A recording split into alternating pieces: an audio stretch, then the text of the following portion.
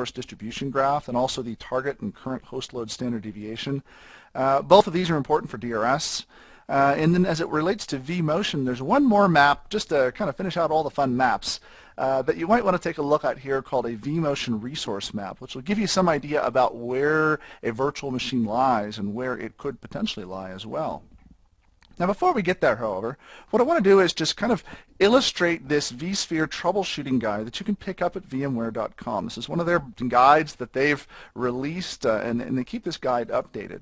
And I point you to this guide as opposed to attempting to try to go through all of these troubleshooting items one by one, because the guide does an excellent job of outlining really what are the biggest issues inside of vCenter and ESX, and then, well, what would you do? What steps would you take in order to figure out why it is behaving in a certain way? They align here with virtual machines and hosts and clusters and storage.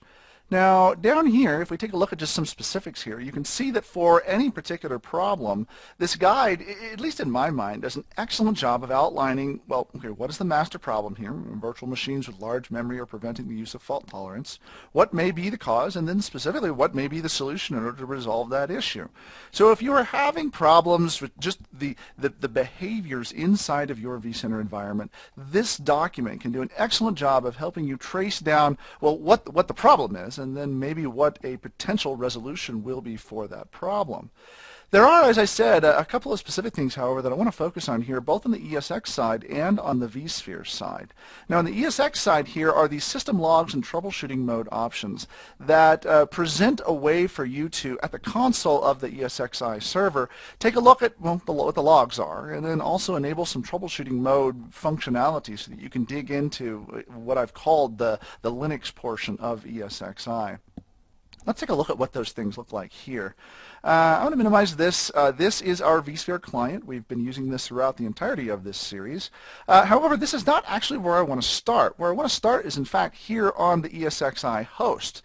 Now, we haven't been here for a fairly long period of time. We haven't actually taken a look at this, these screens for a while, but we have to go back here. I'm going to hit the F2 button here and log on with my root username and password, because here inside of the ESXi console is where you can find that information.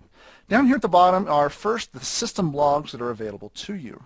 And you'll see here on the right that we have a number of different system logs that we can peer through to try to figure out what's going on. Now, these can be somewhat challenging for you if you're not used to how the Linux OS and how VMware actually goes about putting information in its logs. For example, if I want to go view the VM kernel log here, I just hit the number 2, and then that pops up a whole big old long list of all the entries that VM kernel has dropped into its log.